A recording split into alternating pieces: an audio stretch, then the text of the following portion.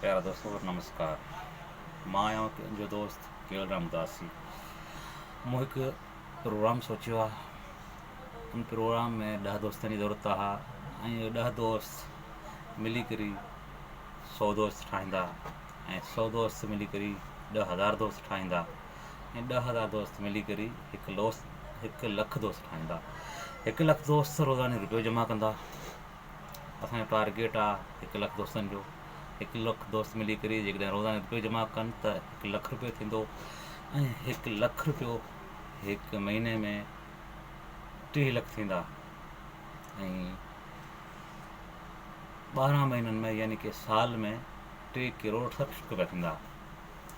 असां उन्हनि पैसनि मां उनजे ॿारनि खे पढ़ाए सघूं था, उनजे ॻोठ में प्राइवेट स्कूल खोले सघूं था। असांजो को बि मज़दूर ग़रीब माण्हू जेकॾहिं कंहिं वॾेरे जो ग़ुलाम आहे त असां उनखे आज़ादु कराए सघूं था। को अहिड़ो मरीज़ आहे जेको ग़रीब आहे, उन वटि पैसा न आहिनि, उहो इलाजु कराए त कीअं कराए। उनजे इलाज लाइ असां पंहिंजी मदद पाण तहत उहे गॾियल पैसा उन जमा कराए उनजो इलाजु कराए सघूं था, उनजी दुआऊं कटे सघूं था। एतिरा केतिरा ई भलाई जा कमु जेको असां मिली करे हिकिड़ो प्रोग्राम ठाहे उन सिहत करे सघूं था।